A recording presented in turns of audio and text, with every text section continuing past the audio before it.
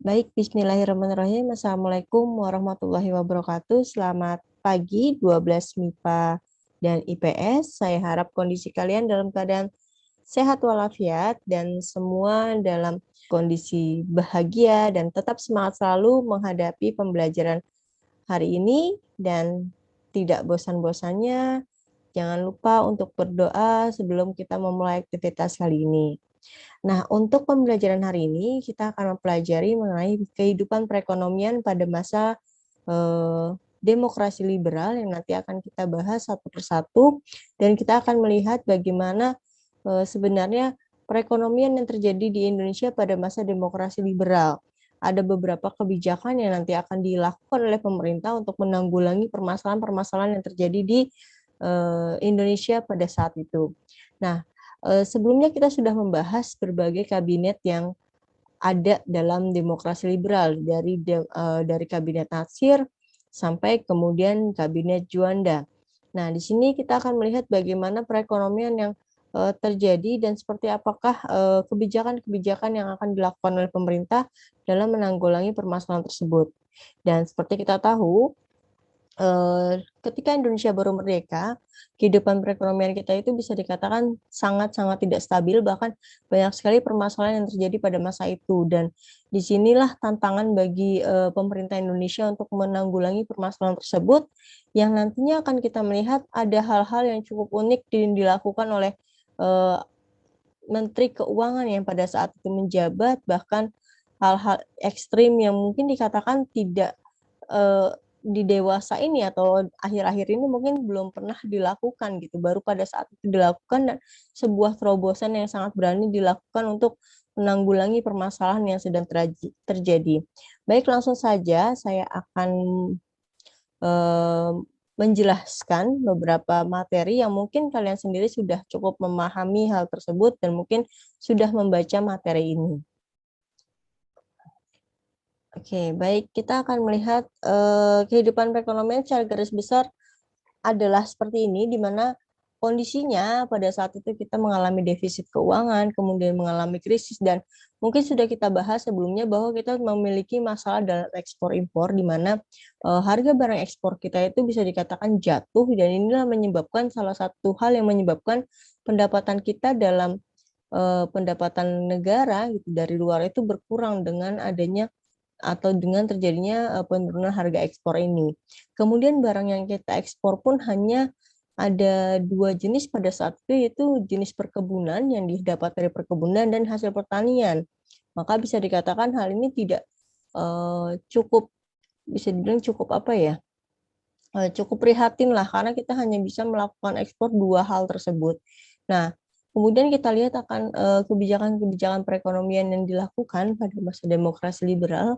Di sini ada Gunting Syarifudin, kemudian ada gerakan ekonomi benteng, nasionalisasi di Javanese Bank, sistem ekonomi Alibaba, dan FINEC atau Financial Economics Overcomes. Nah, kita akan melihat seperti apa sih kebijakan perekonomian, tapi sebelum itu kita akan melihat gambaran kehidupan perekonomian kita terlebih dahulu. Nah, di sini yang sudah saya katakan tadi, kita memang sudah merdeka, tapi kondisi perekonomian kita bisa dikatakan sangat tidak stabil atau malah di sini bisa kita katakan buruk seperti itu. Bahkan yang sudah saya jelaskan sebelumnya ketika kita membahas kabinet-kabinet bahwa sistem perekonomian kita itu diatur oleh sistem ekonomi kolonial, belum menjadi sistem perekonomian nasional. Nah, di sini apa sih yang menyebabkan faktor apakah yang menyebabkan keadaan perekonomian kita tersendat? Nah, kita lihat di sini bahwa kalau dilihat dari hutang negara kita ini cukup besar sekali, bahkan dari KMB saja, maka dikatakan KMB itu cukup merugikan kita gitu, karena di sini beban keuangan atau beban utang yang ditanggung dari KMB itu sekitar 1,5 triliun. Nah, kemudian utang dalam negerinya kita ada 2,8 triliun. Jadi kalau di total di sini ada sekitar 4,3 triliun utang kita pada saat itu. Ini pada masa itu ya, gitu, pada masa itu.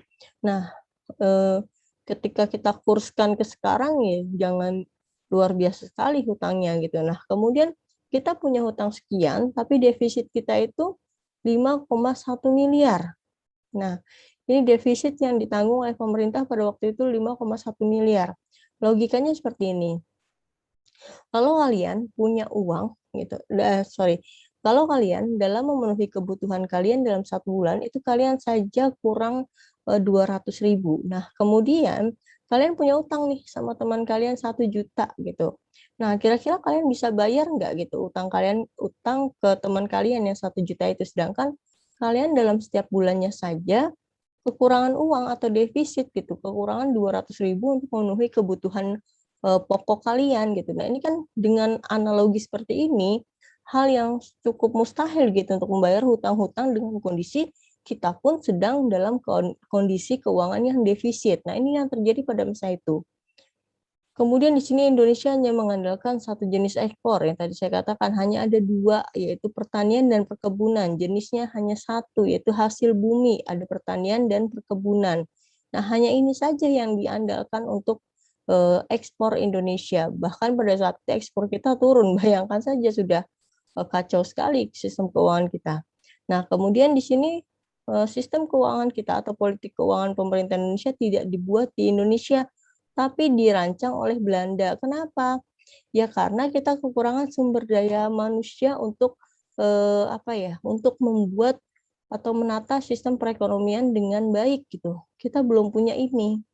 Karena pada saat itu Belanda tidak tidak mewarisi nilai-nilai atau mewarisi ilmu-ilmu dalam hal perekonomian ke kita gitu. Jadi memang benar-benar sumber daya alam kita aja yang dikeruk dan tanpa menggembleng atau memberikan modal SDM kita itu dengan cukup baik gitu. Nah, kemudian hal ini diperparah. Kondisi perekonomian kita yang seperti ini diperparah dengan situasi keamanan yang tidak menguntungkan atau bisa dikatakan sangat tidak stabil. Kenapa ini sangat berpengaruh? Jelas sekali, kalau kondisi keamanan kita tidak stabil, jelas perekonomian pun akan terguncang. Apalagi ketika kita pada saat itu Indonesia harus fokus untuk menyelesaikan masalah keamanan, dan ini pasti membutuhkan uang dong untuk menyelesaikan permasalahan ini, berarti ada pengeluaran lebih yang harus dikeluarkan untuk menyelesaikan masalah keamanan. Nah, kemudian hal apa sih yang kemudian dilakukan oleh pemerintah? Salah satunya kita akan melihat di sini ada Gunting Safrudin. Nah, ini kalau kita melihat ya, Gunting Safrudin, maaf ini ada kesalahan sedikit. Ini harusnya adalah 5. Jadi nilai mata uang Rp5 itu dibelah menjadi 2, kemudian menjadi pecahannya adalah 2,5. Nah, kalau kita melihat di sini, ya, pemotongan nilai uang ya atau centering, apakah ini uangnya dipotong jadi 2 atau nilainya saja yang dipotong menjadi 2?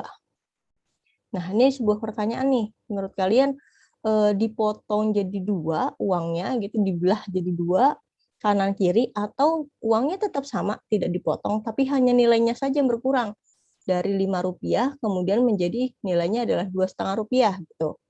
Misalkan saya punya uang 100.000, nah hanya nilainya saja yang dikurangi nih. Di masyarakat nilai 100.000 itu hanya bernilai 50.000 gitu. Saya hanya bisa beli barang itu dengan harga 50.000, bukan 100.000, karena nilainya sudah dikurangi setengahnya. Nah, kira-kira yang mana? Nah, pada masa Gunting Sarifuddin ini betul sekali untuk yang menjawab uangnya dipotong menjadi 2. Loh, jadi sampah dong? Enggak, gitu. Nah, jadi uang ini dipotong menjadi 2, benar-benar dipotong jadi 2. Saya nggak mungkin ya untuk praktekin pemotongan atau nyobek uang, karena itu sudah melanggar hukum. Nah, ini kok bisa enggak? Karena memang undang-undangnya seperti itu, atau aturannya adalah seperti itu. Nah, uang ini dipotong menjadi 2 bagian. 2 bagian. Jadi, ini nanti kalau kalian belanja pakai setengahnya uang ini laku. Tapi, uang yang bagian mana? Nah, pertama, uang yang pada saat itu dipotong adalah uang pecahan Rp5. Saya infokan dulu, kenapa uang pecahan Rp5? Kenapa nggak Rp3, Rp4 atau yang lainnya? Nah, uang pecahan Rp5 ini adalah uang pecahan Rp5 ini adalah uang yang hanya dimiliki oleh kalangan menengah ke atas. Nah, jadi uang ini adalah uang yang hanya dimiliki oleh kalangan menengah ke atas. Orang-orang standar atau bisa dikatakan menengah dan menengah ke bawah, dia tidak akan punya uang ini. Maka kenapa uang ini yang yang diberlakukan sharing atau diberlakukan pemotongan? Karena ini yang dimiliki oleh orang-orang kaya. Nah, kenapa orang kaya yang diincar? Nah, kita akan melihat bagaimana kebijakan pemotongan uangnya. Jadi, uang ini terbagi menjadi dua. Yang satu adalah sisi bagian kiri, satu bagian kanan. Apa perbedaannya? Bagian kiri ini untuk akan dipakai sebagai alat pembayaran. Saya kasih warna putih ya. Alat bayar. Jadi kalau kamu ke warung bawa setengahan duit ini laku buat bayar. Dengan nilai adalah Rp2,5. Nah, terus yang kanan buat apa? Nah, yang sebelah kanan ini adalah sebagai obligasi atau deposito nantinya. Nah, maksudnya seperti apa? Jadi uang Rp5 ini tidak bisa dibelanjakan semuanya. Yang bisa dibelanjakan hanya setengahnya ini yang nilainya adalah Rp2,5. Sisanya ini harus ditabung ke bank yang nanti akan menjadi tabungan obligasi atau deposito yang bisa diambil sekitar 10 atau 30 tahun kemudian baru uangnya bisa diambil. Nah, kenapa ini diberlakukan untuk orang kaya? Karena mereka tidak akan terlalu terpengaruh kalau misalkan uang ini dipotong menjadi dua, yang satu adalah untuk obligasi dan satu adalah untuk pembayaran. Maksudnya seperti apa? Orang-orang kaya ini atau orang menengah ke atas ini yang mereka punya obligasi di bank, mereka dipaksa oleh pemerintah untuk menabung atau untuk menabungkan sebagian uangnya ke bank pada saat itu. Nah, kemudian hal ini juga yang nanti terus uangnya ini akan berlaku semuanya selamanya atau tidak? Enggak.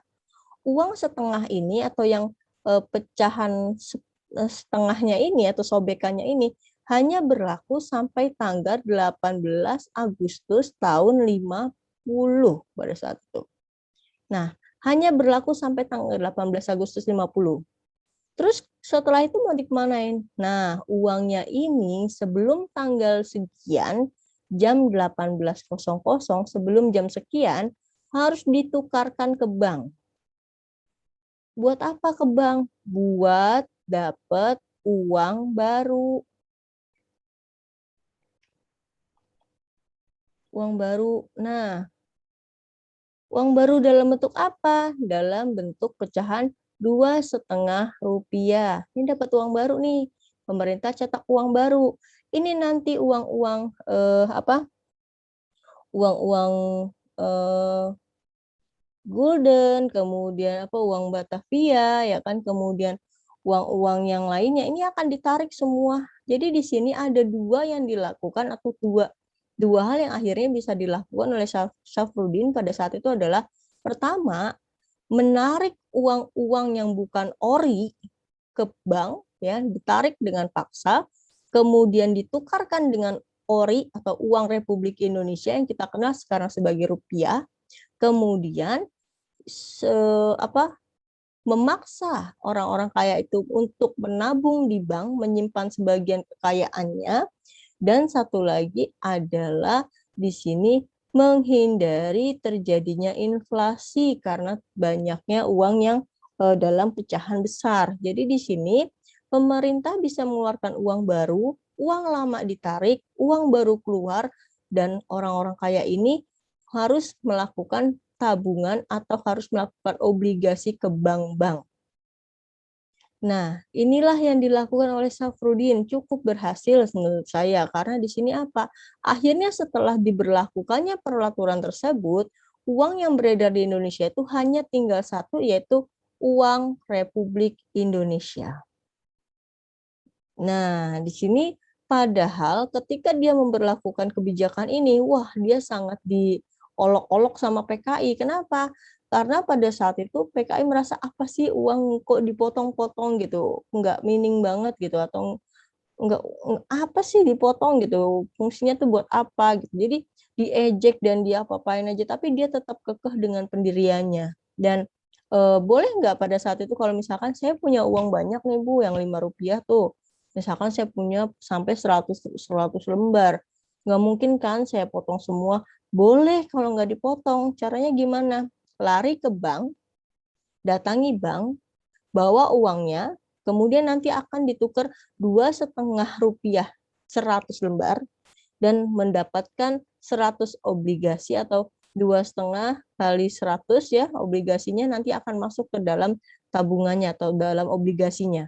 Jadi boleh tidak dipotong, nggak harus dipotong menjadi dua. Kalau misalkan tidak mau motong jadi dua, bawa ke bank kemudian ditukarkan dengan uang dan mendapatkan obligasi seperti itu.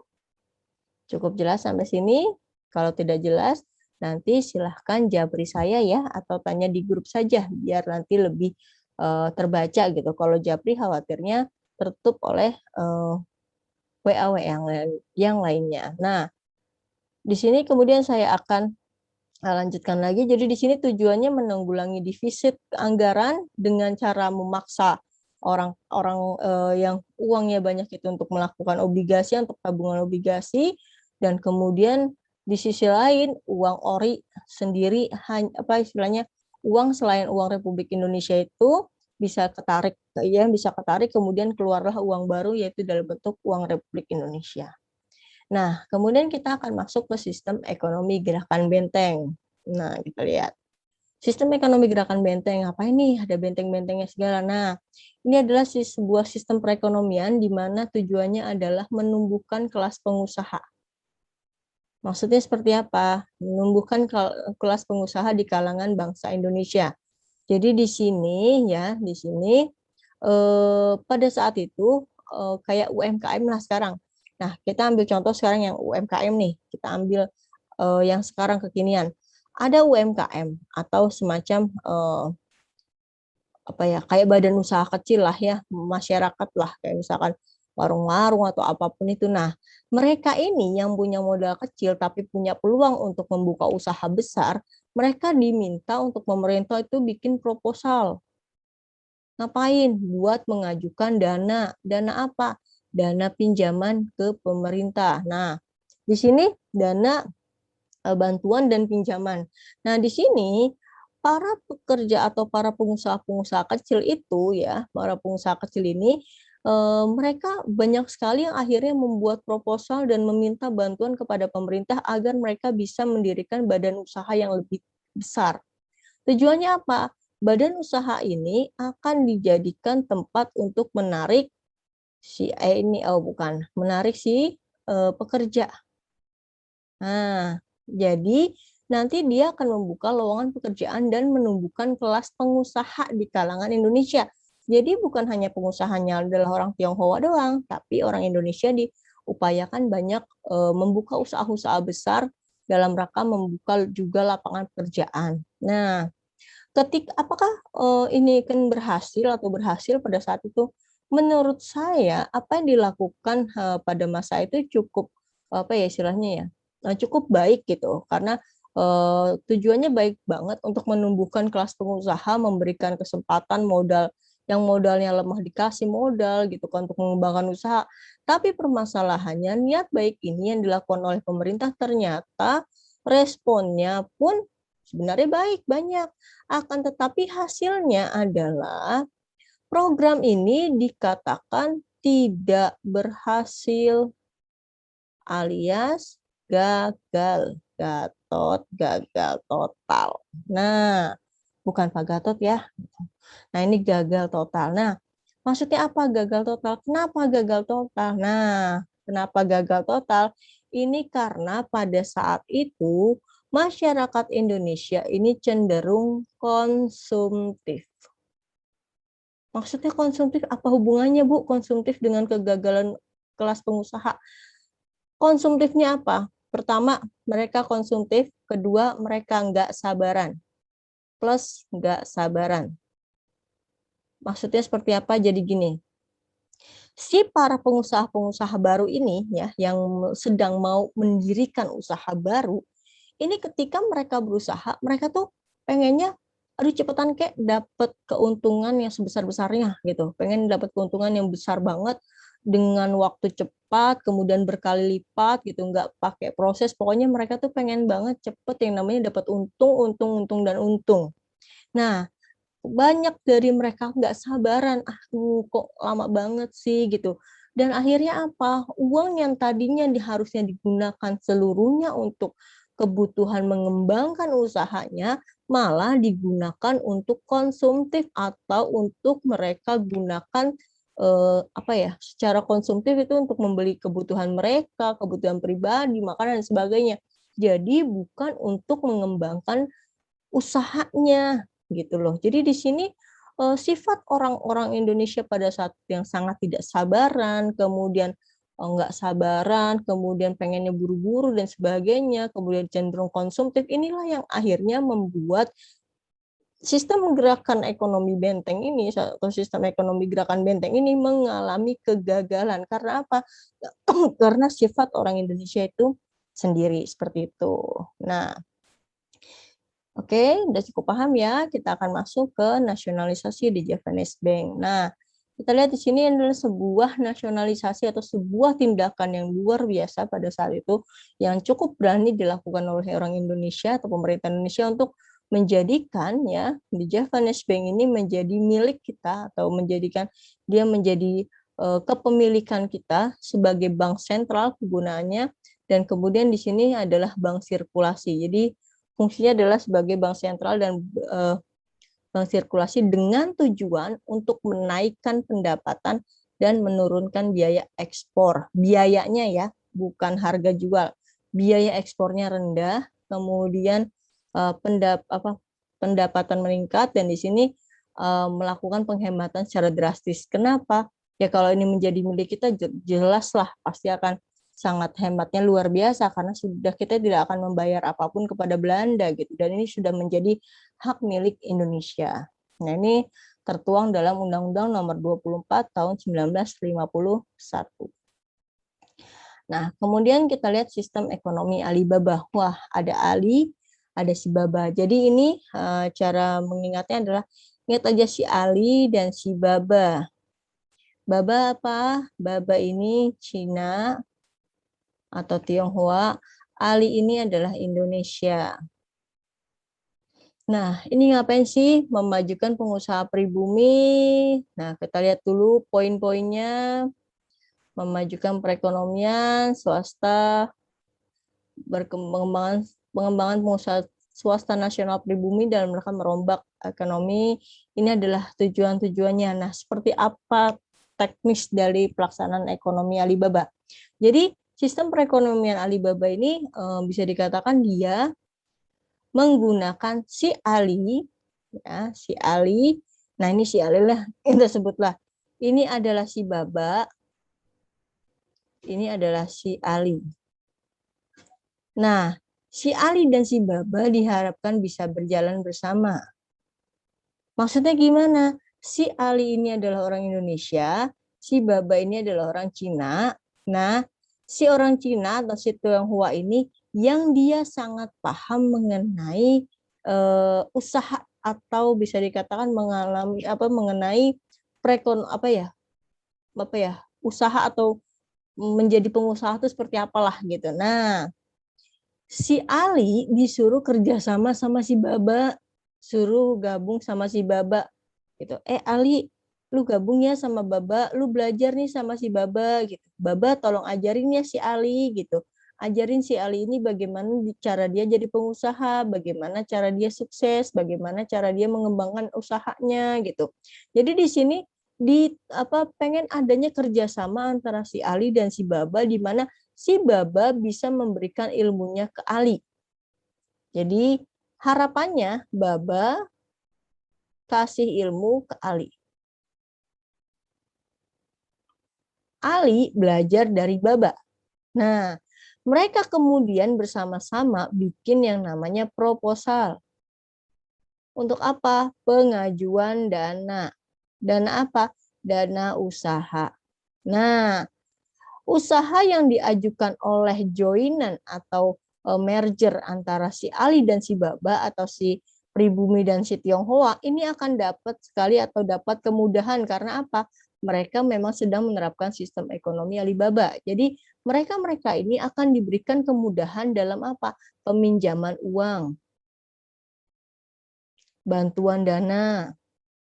Nah, ini akan diberi kemudahan ini semua untuk mendirikan usaha baru. Wah, bagus dong ya. Bagus banget gitu. Niatnya adalah agar si Ali ini bisa belajar sama si Baba gitu. Agar si orang Indonesia ini bisa belajar sama orang Tionghoa.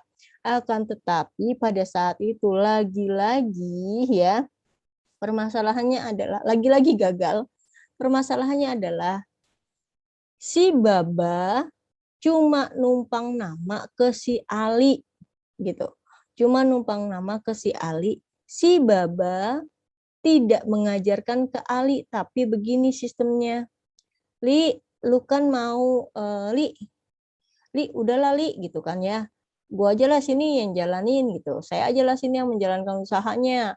Pokoknya ada nama Ali, nanti Ali kita dapat dana, saya kembangin, nanti Ali dapat keuntungannya gitu. Ali gue kasih keuntungan deh gitu. Tapi ini udah serahin aja ke gue biar gue yang jalanin. Si Ali dan si Baba ternyata tidak bekerja sama, tapi si Baba memanfaatkan nama si Ali untuk memajukan usahanya dan si Ali hanya diberikan uang sebagai istilahnya kayak penanam saham aja gitu. Nah, berarti tujuan utama dari sistem ekonomi Alibaba yaitu memberikan pembelajaran kepada si Ali agar si Ali bisa menjadi pengusaha seperti si Baba ini mengalami kegagalan karena si Ali ternyata tidak belajar ke si Baba tapi hanya nodong hasilnya mana. Dan si Baba pun merasa lebih mudah seperti itu dibandingkan ngajarin. Daripada gue ngajarin, mendingan gue usaha sendiri. Nanti gue kasih aja lalu cuannya, istilahnya seperti itu. Nah, ini lagi-lagi bisa dikatakan gagal. Seperti itu. Sudah cukup paham ya? Nah, kemudian kita masuk ke FINEC. FINEC di sini adalah semacam apa ya istilahnya sistem perekonomian yang lebih ke apa ya pembubaran KMB dan sebagainya. Jadi ini ada semacam persaingan finansial ekonomi nih.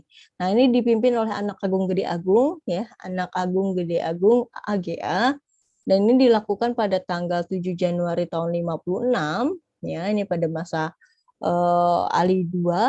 Kemudian di sini dicapai kesepakatan rencana FINEC ya, ternyata rencana FINEC yang berisi adalah hasil KMB ini dibubarkan. Jadi ini adalah kelanjutan untuk pembubaran hasil KMB tapi dalam bidang perekonomiannya.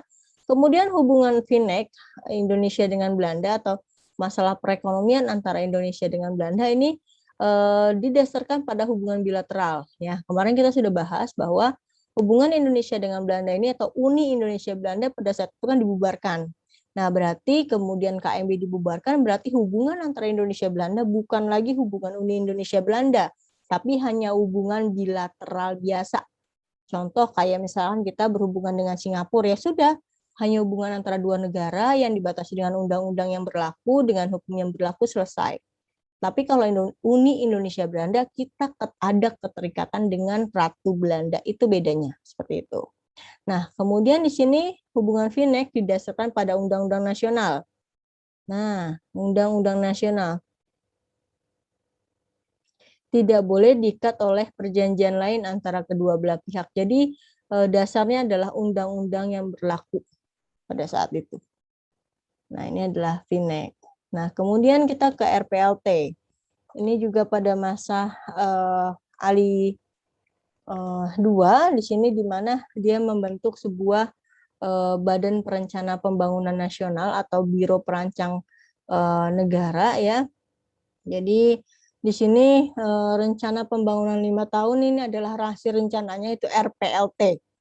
Nanti kalau di Orde Baru ini disebutnya Repelita, tapi ini beda ya dengan Repelita. Kalau Repelita itu pada masa Orde Baru, kalau ini adalah pada masa demokrasi liberal disebutnya adalah RPLT. Nah, ini adalah semacam rencana pembangunan jangka menengah ya, 5 tahun di sini antara tahun 56 sampai 51 dan ini disetujui pada DPR pada saat itu yang sasarannya adalah semacam ada pembangunan atau pembiayaan di sektor perekonomian, di sektor pertanian dan sebagainya. Nah, hasil dari RPLT ini nanti diubah ya, atau prioritas LPAT ini nanti akan diubah menjadi MUNAP, yaitu Musyawarah Nasional. Nah, pembiayaan atau hitung-hitungan setelah merancang RPLT atau MUNAP ini nanti pembiayaan sekitar 12,5 miliar rupiah. Gitu. Cukup besar sekali pembiayaannya, tapi lagi-lagi RPLT dan MUNAP ini bisa dikatakan tidak bisa dilaksanakan dengan baik. Kenapa? Karena di sini tidak ada skala prioritas. Maksudnya gimana? Jadi pada saat itu pemerintah Indonesia tuh bingung sendiri, kita itu prioritasnya kemana? Apakah perekonomian dalam hal pertanian kah? Apakah perkebunan kah? Ataukah industri dulu kah? Ataukah yang mana dulu kah? Jadi mereka tidak punya skala prioritas, mana yang akan dikembangkan terlebih dahulu. Nah, ini berbeda nih nanti dengan Orde Baru. Kalau Orde Baru dia punya prioritasnya apa? Pertanian pada saat itu dikembangkan. Yang menjadi sasaran Repelita itu cukup luar biasa, yang sangat disusun dari 1 sampai 6 itu selalu pertanian itu menjadi hal yang cukup dikembangkan banget pada masa Orde Baru. Tapi di sisi liberal ini karena banyaknya permasalahan yang sedang kita hadapi, banyaknya hal yang harus kita prioritaskan, maka pemerintah sendiri bingung kita mau yang mana dulu gitu, karena semuanya memang harus dikembangkan, dan di sini mereka sulit untuk menentukan skala prioritas. Karena tidak ada prioritas, maka hal ini pun atau rencana pembangunan ini pun atau MUNAP ini ya, Musyawarah Nasional ini pun bisa dikatakan tidak berhasil karena bingung mau ngerjain yang mana dulu. Maka sekarang pun dalam kehidupan kita pun, kalian dalam belajar, dalam apapun itu, kalian harus punya skala prioritas kalian tuh yang mana gitu, karena itulah yang menjadi tujuan utama kita gitu, atau bisa dikatakan inilah yang menjadi tolak ukur gue mau ngapain dulu gitu. Ini yang akan diprioritaskan gitu. Kalau misalkan ada beberapa pilihan, kita punya prioritas kita adalah ini dulu. Setelah A selesai, baru kita mengerjakan B, C, D, E, F, G gitu. Jadi kita harus punya yang namanya skala prioritas. Nah, itulah yang memang sangat penting banget. Bayangkan sebuah negara aja nih, ini sudah menjadi bukti nyata ya, pemerintah Indonesia pada masa liberal tidak bisa menentukan skala prioritas. Apa yang terjadi, perekonomian kita pun kacau pada saat itu. Nah, ini pun bisa terjadi kepada setiap orang yang mereka tidak memiliki skala prioritas dalam kehidupan mereka masing-masing. Nah, kemudian kita lihat terjadi ketegangan politik. Ini yang sudah kita bahas, di mana ketegangan politik ini terjadi luar biasa sekali gitu, di mana banyak pemenang-pemenang pemilu atau partai-partai pemenang pemilu, ada 4 partai pemenang pemilu pada saat itu yang besar, mereka tidak bisa diajak untuk kompromi, atau bisa dikatakan mereka saling beradu argumen, mementingkan kepentingan partai politik mereka sendiri kemudian. Nah, seperti itu. Kemudian timbulnya pemberontakan separatis. Nah, ini yang masih berperan atau yang masih cukup besar pada saat itu adalah PRRI Permesta. Oke, sampai sini dulu pembahasan kita kali ini. Kita udah selesai ya, karena dia sudah selesai nih sampai pojok. Jadi kan dia udah jalan-jalan tuh ya kan. Nah, berarti kita sudah selesai gitu. Dia udah sampai ujung, dari ujung sampai ujung. Udah kita selesai. Nah, oke. Sampai sini dulu pembahasan kita kali ini untuk masalah perekonomian Indonesia pada masa demokrasi liberal, dan kita nanti akan membahas kembali yaitu masuknya dari demokrasi liberal ke demokrasi terpimpin seperti itu ya. Nanti akan kita bahas bagaimana sistem bagaimana Indonesia pada masa demokrasi terpimpin, seperti apa sistem perekonomiannya, politiknya, kemudian kita akan masuk juga di situ bagaimana G30 SPKI berperan. Kita akan menjelaskan, kita akan membahas G30 SPKI pada masa demokrasi terpimpin, karena bisa dikatakan ini yang waktunya sangat pas sekali gitu, waktunya sangat pas sekali, dan kita sudah mempunyai pemahaman dasar tentang G30S, nanti akan kita lebih beberkan lagi pada masa demokrasi terpimpin. Oke, sampai sini dulu pembahasan kita pada kali ini. Kurang lebihnya saya mohon maaf. Jika ada pertanyaan silahkan disampaikan, baik itu melalui WA Group ataupun Japri melalui saya. Insya Allah, jika saya pada saat itu langsung punya waktu untuk membalas chat kalian, saya akan langsung balas pertanyaan kalian atau saya mencoba untuk menjawab apa yang kalian tanyakan atau kalian tidak pahami. Ya, baik, terima kasih semuanya. Sekali lagi terima kasih. Sampai ketemu lagi di sesi berikutnya. Semoga kalian tetap sehat selalu, tetap semangat selalu, dan bahagia selalu. Wassalamualaikum warahmatullahi wabarakatuh. Terima kasih.